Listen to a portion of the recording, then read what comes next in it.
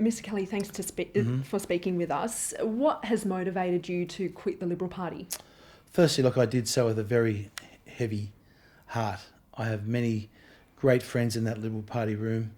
We've been through a lot of election campaigns together.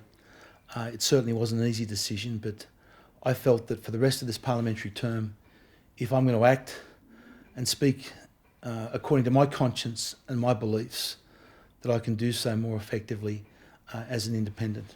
What was it that you felt you couldn't speak out about as a member of the Liberal Party? I was greatly concerned about what were happening with some of the COVID treatments, especially with ivermectin. If we take our most highly credentialed immunologist in this country, Professor Robert Clancy, he's argued uphill and down dale in many interviews on the ABC, where he said that we should be using this treatment with ivermectin in concert with the vaccines.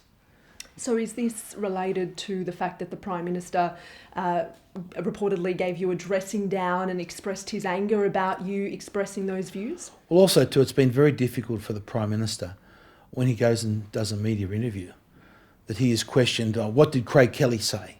Or what did Craig Kelly post to Facebook? And I've made it difficult for the Prime Minister to get his message out. I thought some of that questioning was very unfair of the Prime Minister. So did you not think that the Prime Minister deserved a heads up before today's party room meeting? For me, the other consideration I have that in that party room, there's 100 colleagues, which I respect every single one of them. I have the highest respect for every single member of. I've worked with most of them for many years. We've been through many election campaigns together. A lot of them are good mates and friends, and I felt I had an obligation to stand before them and look them in the eye and make them aware of my decision. So have you spoken at all to the Prime Minister yet? And did he say anything to you? What did you tell him? I spoke to the Prime Minister as part of the party room. So I spoke to everyone together as the party room, including the Prime Minister. Now, your decision today could put the government in a very precarious position on the floor of the House. Have you considered that? I don't believe it will. I was elected under the Liberal banner, and I have an obligation and a contract with the constituent of Hughes that put me there under that Liberal banner. Therefore, I'll of course guarantee supply and confidence of the government. And I will vote consistently with every policy that the Liberal Party took to the last election and that I was elected under. Do you plan to run in the next election? Was this because you felt that your pre-selection could be at risk given your views regarding vaccines, regarding treatments to COVID-19? I've already successfully got through 4 pre-selections. I was confident of getting through a 5th as well. But I just feel that for the next parliamentary term, to me, this is an issue of great importance and a great conscience. This is an issue to me, of life and death. It's an issue of opening up our economy as quickly as we possibly can. And I'm concerned that with the advice that the government is getting from a group called the National COVID Evidence Task Force is simply not up to date and not giving the government the evidence and advice that they need. Right, to clarify, does that mean you intend to run in the next election? Yeah, I intend to run the next election, yes. And would you consider joining another party, the Nationals or One Nation perhaps? Look, no, I want to run my beliefs are still aligned very closely to the Liberal Party. Mr. Howard, of course, the late Prime Minister, Mr. Menzies remain my strong heroes. The Forgotten People speeches of Sir Robert Menzies is beside my bed.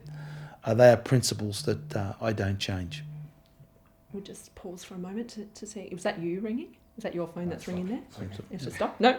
We wouldn't be hearing. Now, there are reports about your senior aide, Frank Zumbo. Yes. They emerged over the weekend. Does your decision today have any correlation with those reports? Has the Prime Minister urged you to remove him from your office? Are the two? Is your decision today connected to that? The two are not connected. The ivermectin issue, the issue of speaking out on these COVID treatments, is my main reason for making the decision that I have. I want to be able to speak out fearlessly and frankly about those. As far as my staff member, it's a matter of an AVO. There are no criminal charges against him. He's entitled to natural justice and the presumption of innocence. Just as I say, we saw many of the other issue that has concerned me about the coalition is the way that some of our military troops were treated with the Brereton report, where they seem to be denied natural justice. And the thought that a government could take away medals from families that they had their sons had died in war, I just thought was something that was abhorrent. We've got to protect those principles of natural justice, and there must be the presumption of innocence. So did the Prime Minister speak to you at all about that worker that you have in your electorate office, and what did he say? Yeah, I've had discussions with the Prime Minister over these issues for a long period of time, but this is not my concerns today.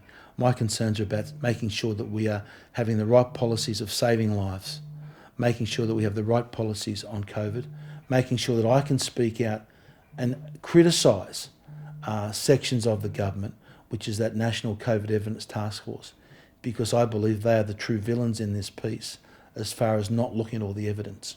So your previous commitment to support the government's vaccination strategy, you are now reneging? No, be very clear. As to quote Emeritus Professor Robert Clancy, he said these other treatments should be used in concert with the vaccine. So I support the government's vaccination policy. In addition to that, it should also be looked at the other treatments, especially including ivermectin. Is there any issue in which you would cross the floor or not support the coalition on?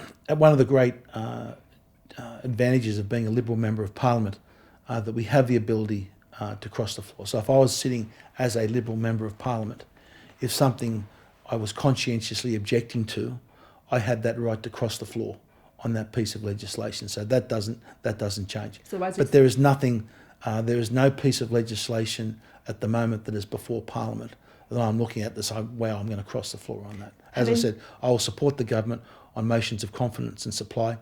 The bill that the government talked about extensively in the party room today, increasing the dole, I'll support that. While we were waiting for you, a number of your parliamentary colleagues walked by, Malcolm Roberts from One Nation and Paul Katter. Would you consider joining either of them? Malcolm Roberts has been a mate of mine long before he got involved in politics. I'd known Malcolm probably for 10 years before that, and I remember the day he told me he was running for the Senate.